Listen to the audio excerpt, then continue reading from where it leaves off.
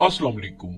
Lasik, जिसका मतलब है लेजर इन सीटू केराटोमाइलोसिस, ये एक बहुत पॉपुलर लेजर आई सर्जरी है जिसके जरिए से आंखों की कुछ कंडीशंस को ट्रीट किया जाता है, जैसा कि नियर साइटेडनेस, फार साइटेडनेस और एस्टिग्मेटिज्म वगैरह। आंखों की ये तीनों कंडीशंस रिफ्रैक्टिव एरर यानी कि कॉर्नियल डिफेक्ट की वजह से होती है और आमतौर पर इन कंडीशंस को स्पेक्टेकल्स पहनकर ट्रीट किया जाता है।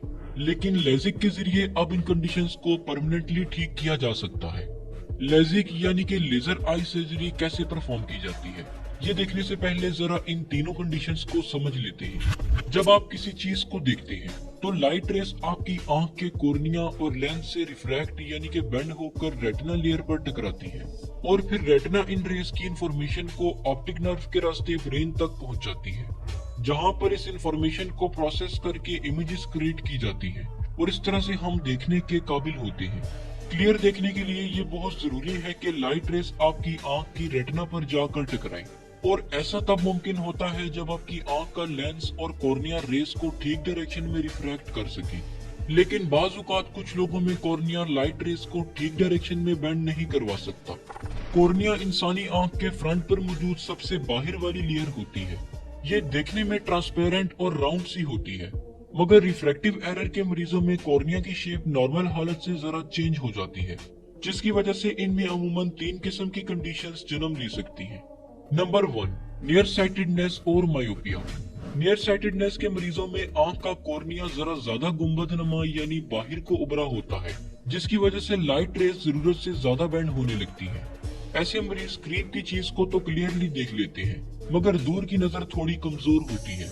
ऐसा इसलिए होता है कि इनकी आंख की कॉर्निया दूर की लाइट रेस को ज्यादा बेंड कर देती है, जिसकी वजह से रेस रेटिना पर हिट होने के बजाय पहले ही आंख में टकरा जाती है और फिर दूर की चीज धुंधली दिखाई देती है। नंबर 2, फार साइटेडनेस और हाइप्रोपिया। फार साइटेडनेस के मरीजों की आंख का कॉर्निया राउंड के बजाय जरा फ्लैट सा होता है, जिसकी वजह से लाइट रेटिना पर हिट होने के बजाय रेटिना से पीछे जाकर हिट होती है। अब क्योंकि दूर की लाइट रेस जरा स्ट्रेट होती है और इन्हें ज्यादा बेंड करने की जरूरत नहीं पड़ती, इसलिए ऐसे लोग दूर की चीज को क्लियरली देख पाते हैं, जबकि करीब की चीज कम बेंड होने की वजह से इन्हें धुंधली दिखाई देती है। Number 3, astigmatism. एस्टिग्मेटिज्म के मरीजों की आंख का कॉर्निया इर्रेगुलर शेप का होता है, यानी कहीं से ज्यादा गुंबद नमा और कहीं से ज्यादा फ्लैट, जिसकी वजह से ऐसे लोगों में दूर और करीब दोनों किस्म की चीजें धुंधली नजर आती हैं।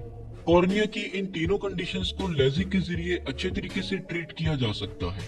लेजिक सर्जरी तकरीबन 30 मिनट में कंप्लीट हो जाती है।